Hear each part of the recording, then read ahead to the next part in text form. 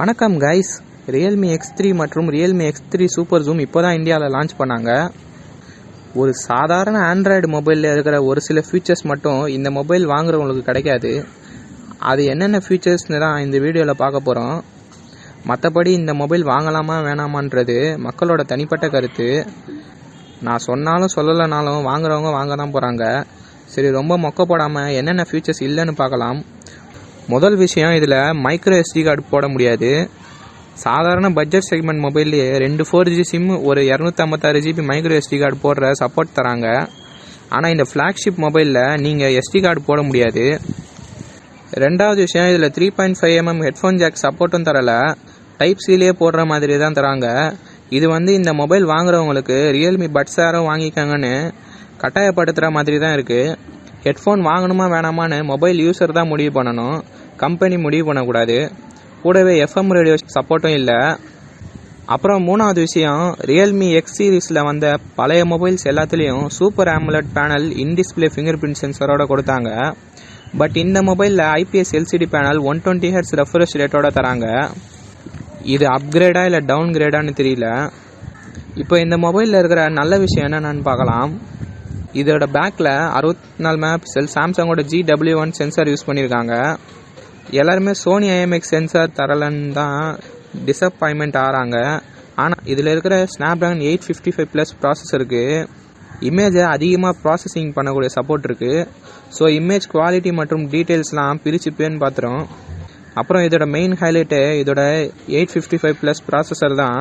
இது 7 nm build பண்ண 2019 flagship processor. Launch ஆகி 1 வருஷம் ஆனாலும் இன்றைக்கி தேதிக்கு இதுதான் கேமிங் மொபைல்ஸில் one of the best flagship processor. பர்ஃபார்மன்ஸ்லாம் அச்சு கழுத்தும். அப்புறம் இங்கேருந்து ஜூம் பண்ணி நிலாவில் வடை சுடுற ஆயாவை ஃபோட்டோ எடுக்கணும்னு நினைக்கிறவங்க, ஃப்ரண்ட்டில் 32 MP மற்றும் 8 MP டோல் கேமரா வேணுங்கிறவங்களுக்காக X3 சூப்பர் ஜூம் கொடுத்துருக்காங்க. கொஞ்சம் கேமரா ஃபீச்சர்ஸ் கம்மியாக இருந்தாலும் பரவாயில்ல, ஃப்ளாக்ஷிப் கேமிங் மொபைல் மட்டும் இருந்தால் போதுன்றவங்களுக்காக Realme X3 கொடுத்துருக்காங்க. இந்த 2 மொபைலை விட கம்மியாக ரியல்மிலேயே 6 Pro இருக்குது.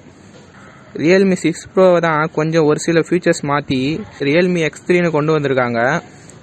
நீங்கள் கம்பேர் பண்ணி பார்த்தீங்கன்னா ரெண்டுத்துலேயும் same back camera, same front camera, display கூட same IPS LCD panel use பண்ணியிருக்காங்க. என்னன்னா 6 Proவில் 90 Hz ரெஃப்ரெஷ் ரேட் தராங்க, X3ல் 120 Hz ரெஃப்ரெஷ் ரேட் தராங்க. ரெண்டுத்துலேயும் டால்பி அட்மாஸ் சப்போர்ட்டும் இருக்குது, 30 வாட் ஃபாஸ்ட் சார்ஜர் சப்போர்ட்டும் இருக்குது. ஸ்டோரேஜ் டைப் மட்டும் Realme 6 Proவில் UFS 2.1 தராங்க, Realme X3ல் UFS 3.0 தராங்க.